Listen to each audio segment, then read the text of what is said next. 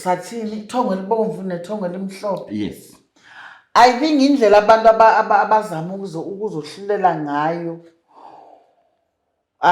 because abanye base Eastern Cape, abanye base Goli, abanye base KZN, abanye base Swazini ukuthi amaXhosa wazi lutho ngomnguni nomndawo.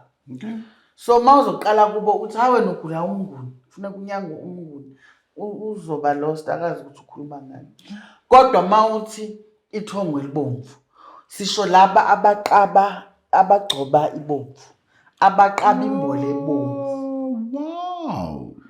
Sithetha ukuthi wena ugula ngokuthi funeka uqatywe imbole ebomvu kule ngulo yakho. Funeka unxiba amabhayi abomvu ezini amahiya abomvu. Yayiva ke sithi ithongo lakho abantu abakuvelelayo ethongweni ngabantu abaqabe ebomvu abanxiba amabhayi abomvu. Wow.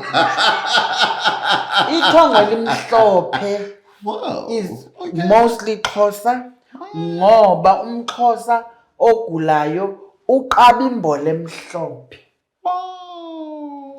Anxibe umbhaco omhlophe. But nalapho iba khona i-confusion. Most yamagqirha can easily confuse ithongo elibomvu. Because ikhona imbole ebomvu nalapha esiXhoseni. Oh, okay. You understand? Mna ndithwase isiXhosa andithi ndaqaba imbole emhlophe. But kwakula mathongo iyavela imbole ebomvu. Uyayiva? But ayithi mandiyothwasa umndawo. Mandiyothwasa umnguni.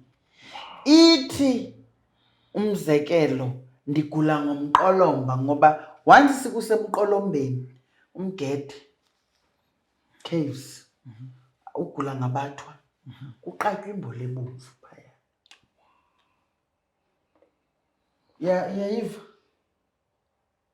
Ngelinye ixesha umntwana uyakwazi uthonga imbole ebomvu igqirha lenza imistake into hayi makayothwasa umndawo kanti bengagulela imndawo begulela ini umqolomba. Or omunye begulela ukuthomba ilento nina nithi umemulo.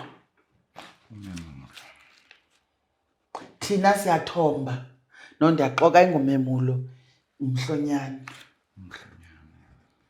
Equivalent yomthombo umhlonyana.